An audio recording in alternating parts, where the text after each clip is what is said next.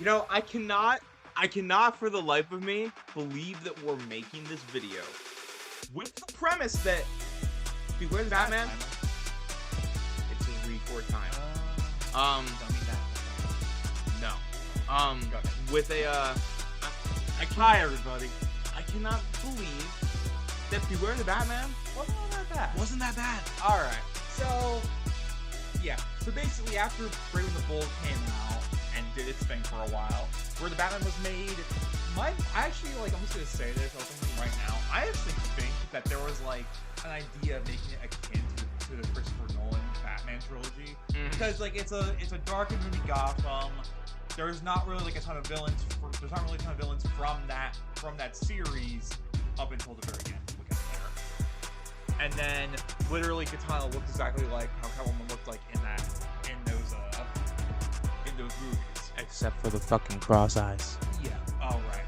Yeah. So anyway, that's just my personal theory. It probably got changed halfway through development, or like there was at least an idea of it.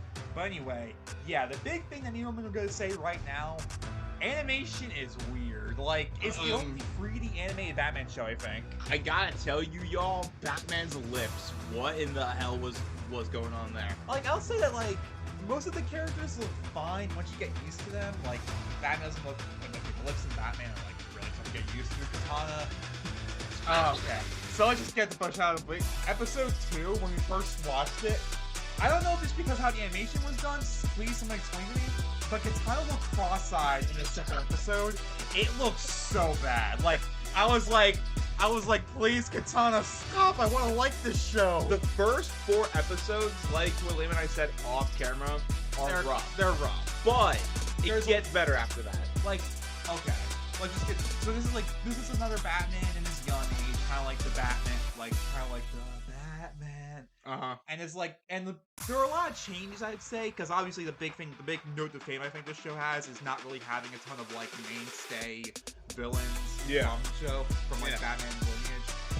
And like, some of them I think are good, some of them I think are bad. Like I think Robin, just get it. Get your thing out. So that's like, yeah. So like, obviously you have Magpie there. Put in a picture of her hearing me. Okay, yeah, there you go. Thank you. Put a picture of what's obviously there of her. You know what I'm saying. Yeah. She's pretty much like the weird, I guess like the best thing of her is like she's like a Catwoman slash like Harley Quinn hybrid, because like basically. First episode she's a thief slash like unbreakable. Like, okay, I just say it's something else as well. But then she's like becomes obsessed with Batman in second episode, like how Harley does Joker. Like, it's weird. Like, I don't want to say every character's a hybrid, but then again, like you also have Anarchy, who's literally just there to be Joker. Which, by the way, poor Anarchy looks exactly like a certain group that we cannot say. But if you watch the show, you can definitely make the joke. You see, Liam and I just made, like, you know, the thing. Change his hood to being, like, a red hood. And it wouldn't look, I mean, that would also confuse people making the same red hood. Yeah. No. Also, like... No, because Red Hood's got the helmet. One more thing about Magpie I find really funny is that in the first episode she's in, they established that, her white hair is a wig. But then for the rest of the series, whenever she makes her appearance, she just keeps on the hair. She keeps on the white hair, which implies that like it's either she has a glue on or like it just never falls off. I mean, anyway. So another thing that we noticed, and this was again within the first 4 episodes, and it kind of got better throughout like the rest of the series. But for the first 4 episodes, there were no civilians in Gotham. Yeah, like it's only like the major characters who get targeted by the villains. The villains themselves, Batman, Katana, Alfred, and that's it pretty much. So it's like, it takes a while. I think like episode 3 with Anarchy has a couple civilians, but like we never really see anyone like walking around the city until like I'd say like the midway point. But even then, it takes a very long time. Which kind of, to me, kind of threw off the whole thing, because just like at first watching it, I was kind of like, what's Batman fighting for if there's like no one like in the city? I'm pretty good with stylistic choice, because like I'm thinking like TMNT 2012 or like other animated shows. Like Clone Wars had what was lucky because they get to reuse models over and over and over again for the early seasons. But it takes but they require a lot of money and effort to make a whole bunch of like random offshoot models you could place into the scenes. Yeah. Yeah. But like could also just say, like, go ahead. I was just gonna say, like, I think another part of this that, like, after the first 4 episodes, once they actually get into story arcs, like, it's really not that bad. And also, another thing that I gotta tell you is that the intro is awesome. Okay, the music's super catchy. The only thing is, it's like literally like 10 seconds long. Yeah. So it's like super, like, it's so weird how like we've gotten shorter and shorter intros over the course of these shows. Yeah. But yeah, I just want to say, like, I think that might be like the second best intro to a Batman show. Actually, no, the third best. So this show's basically like there's 26 episodes. It can be divided in 2 arcs. The first arc is the League of Assassins. Ra's al Ghul. Like, and like it's like a full-on, like, rather than having Talia, it's like Lady Shiva with the Fountain. And like, who the hell is Silver Monkey? Is he an actual character? Silver Monkey is an established character. He just barely used. Yes. Yeah. But like the first half of the show is about Ra's al Ghul, like, trying to like take over Gotham by knocking out the power and then taking it and controlling everything. And like it's pretty, I would say, like, it takes a while for it to get going and it's kind of rough. Also, the fact that they make Alfred have a connection to him by having it be to Alfred, like, accidentally kills his father. Also, Khan's in the show, she's okay. I think she's probably the most, like after the cross, I think she's actually pretty okay overall. Like, she's not like any, like, she's basically like this, she's not as bad as like Batgirl she's to the Batman. She's like more or less Robin in the series. It's nice to have her. So I think something that we have discussed kind of in like every other adaptation so far, though, and this is something that, like, I wanted to ask you: how good is this Batman? Well, okay, like, design-wise, not really the biggest fan. I think the old black outfit really worked for me. I think the voice is just kind of meh. Like, whoever voiced him on the show, I don't know his name. He's like good, but I don't think he's like the best Batman. I mean, I guess the comic you're going after Batman who had weight and a lot less. Like, they were going for different voices of Batman. Like, the Batman had a more younger voice. Raven the Bull was going for more like the Adam West-esque voice. Yeah, like a more like older voice. Will Fredo played like a teenager Batman. This is like arguably because we have gotten to a Batman who has to sound like Kevin Conroy Batman. Because of that, it's very obvious to see that this, like, I'll give credit that they actually have a lot of strong voice actors across the series. Like a lot of good voice actors. Yeah, like, I think that Anarchy's voice actor is fantastic. I think that Harvey Dent's voice actor is good. Spoilers for the second half of the show. Well, sorry. We'll get to that. I think that Alfred had a pretty good voice actor.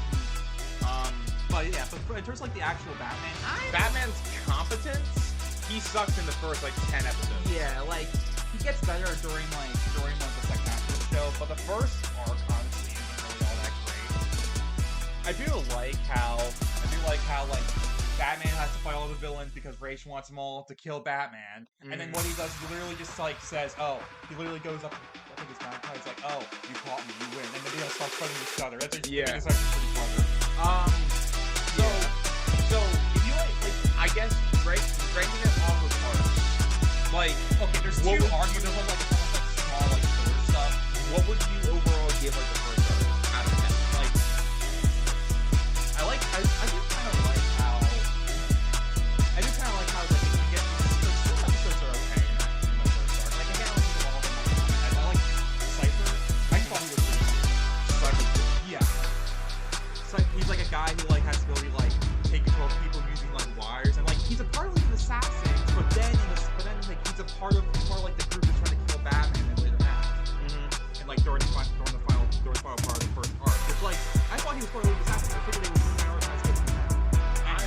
It's so once we get to the second half, that's when we meet like Barbara Gordon. No, she's in the first half too. Is she? Oh, yeah. Right. She yells at the very end, but second half has her in a lot more. She becomes Oracle on this show. She becomes Oracle before Batgirl on the show because he's already taking the role of sidekick / kicker to Batman's Punisher. And I kind of like how we get to see the very early formation of Gordon and Batman's friendship. Like, so they're in the early parts of the show, Gordon's like fully against Batman, and then later on he's kind of chill, and it's just simply chill. It comes in, but Harvey Dent for the second half of the show. right. So Harvey Dent takes up like the second half of the show, which a lot of it is just like more or less the same, and like it's just like, oh, well, Gordon wants Batman, and it's Harvey Dent. That way he keeps himself high. That way he hides the fact that he's Batman. Harvey Dent wants like I used to go Roman and call your watching. Every single Batman adaptation has one character from a whole like bad guy or more corrupt evil, and I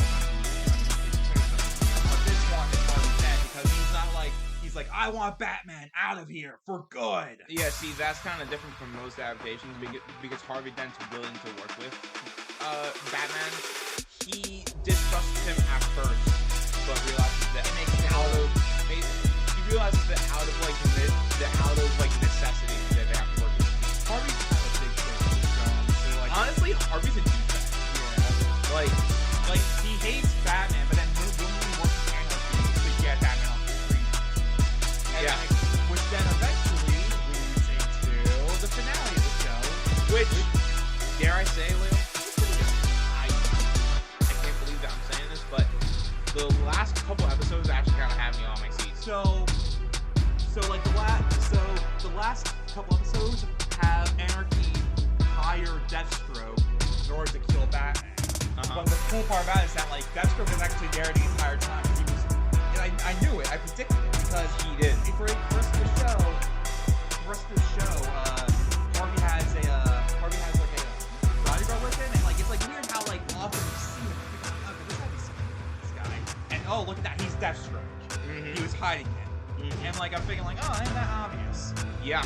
So because of that, and it's like, and the whole thing is that Deathstroke wants to kill Batman because he was Alfred's original people, which eventually leads, which makes him jealous of when he kills Batman because he's basically crazy. And Yeah.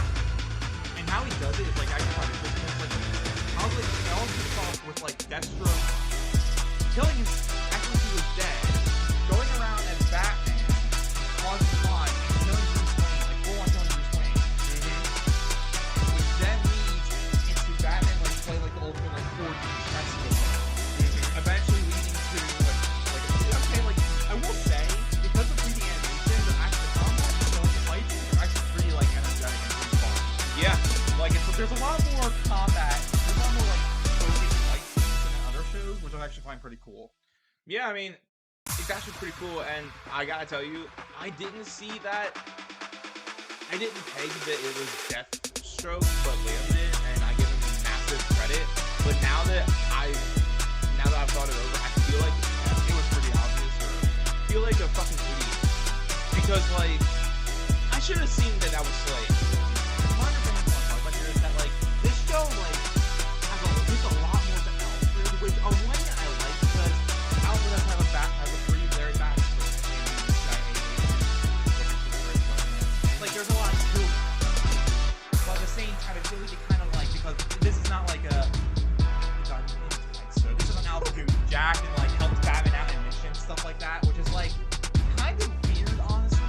Yeah, Like this isn't really an Alfred who. It's basically an Alfred who, if he wanted to, he could like go out there with his gun and be like. This is one of those rare occasions where I'd rather just tell, don't show. The fact that Alfred's a badass, we don't need to constantly know it. Like I don't mind it because it is like a unique idea for Alfred to be the one helping Bruce.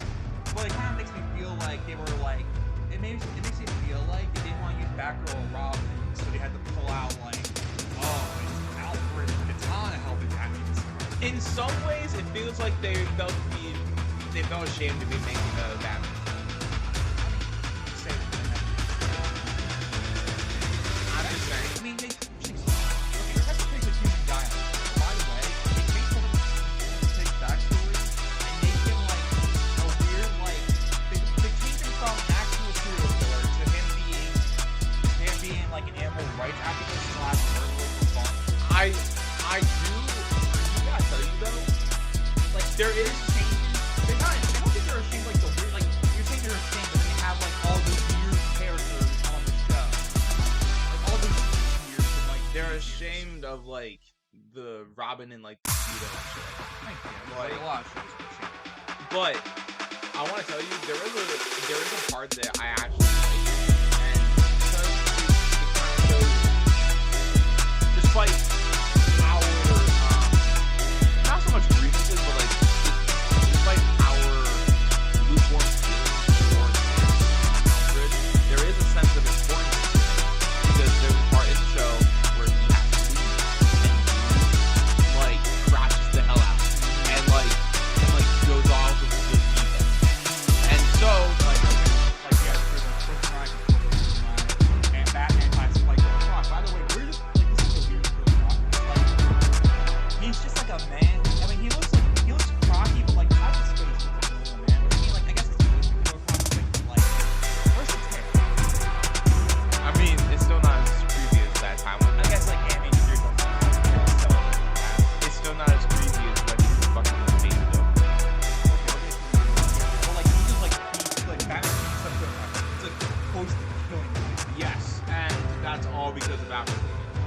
And so because of that, I actually kind of like those like few episodes where we see Batman descending to madness.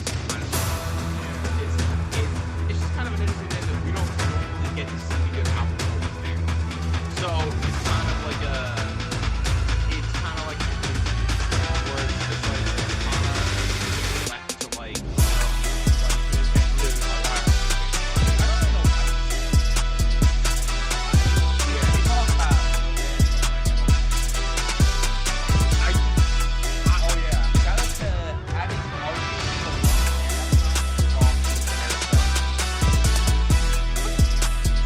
I'm gonna put a picture here. Yeah, and like Man Bat looks so I kind of like. I want to that if I had nickel for every single time I saw Metamorpho in a DC product this year, I have 3 nickels because he was in Brave and the Bold, he was in Superman, and he's in this show as well.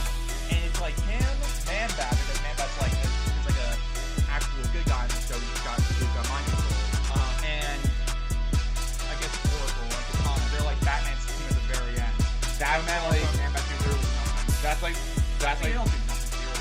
That's like the early Batman, the very early Batman. Really weird. It's a really weird team. Yeah. So, but like, I guess there's something that I wanted to talk about.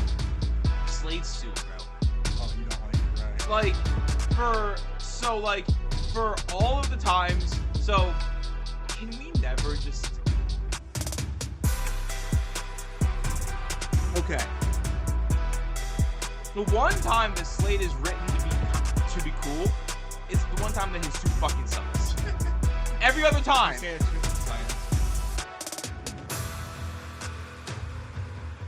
Okay, 2 out of like 5 times. Okay, he sucks in the Judas Contract. His suit's cool in that one.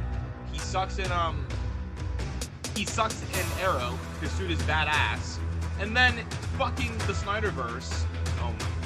Oh my god. Let's move on. His suit was so badass, and they messed it up. How do you mess up? How do you fumble Slade? Someone that it looks that cool and is that. Sorry. Yeah. But I think overall, like I'll get my mouth off. I think it's kind of like. I mean, granted, now I think it's kind of weird when the show gets really died off because this is like the only Batman show I think that's like has a full-on like cliffhanger ending.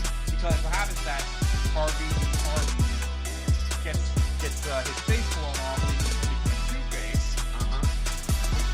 Which we don't actually see Two-Face on this show. He just like still has bandages for the last couple episodes. But then he takes it off at the end. But we don't actually see it. We don't see it, yeah. And how that happens is that's what's taken care of. But then Anarchy like they were trying to build up Anarchy as the main villain, like the Joker parallel character, which is I mean makes sense if you're going to go with that. Not really close to the comics, but then the show ended because it was a financial failure, and we haven't got anything from this show outside. Really, I looked it up. The only thing from the show that ever made it cash is literally the Max the Max. That's the only thing that's ever made it. You know, honestly, it makes sense to go take anything from the show. honestly, Liam, I can't lie to you. I kind of wouldn't mind if at some point this show got like a season 2. I think it's definitely It's not it's not like a Brave and the Bold case where it was a show that like was going for its own.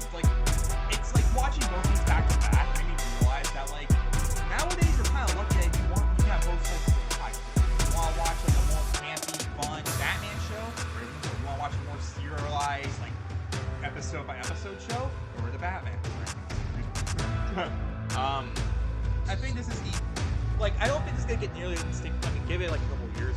I don't think it's gonna get nearly the same amount of like fan love as the Batman did. You're not thinking that it's gonna get like what like happened to that's so crazy. So, like it's not gonna be things like saying how the Batman is like sort of a cult classic and saying like, oh, it was actually some good guys, like cool ideas. Yeah. Because you know it's only been 10 years. Give it like when we get to 2030, I'm telling you that people are gonna say that like you were Batman was actually like an underrated classic. I mean, like I highly doubt. I mean, I really don't know how much stuff was made. So I guess. Oh, one more thing. The fact that we're talking Batman so long on this show is the weirdest fucking thing. Yeah. Like it's like a fully sentient computer on this. Like there's no face, but like it's like Batman. Clearly, I have a question for you. Would you like to? Like it being fully like being relatively sentient is so weird. Like you think Batman was like talking out? I would like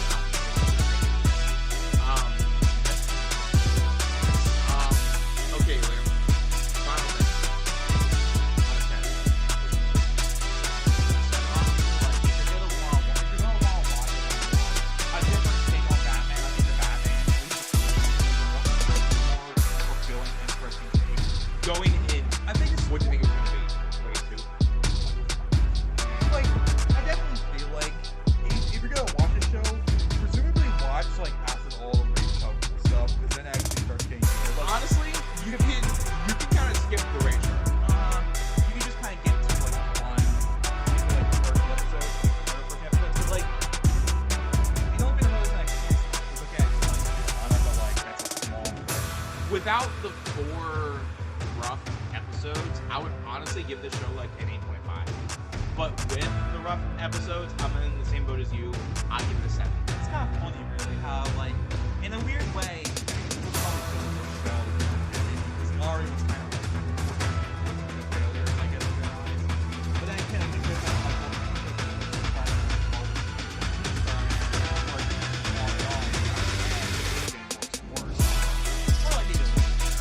Yeah.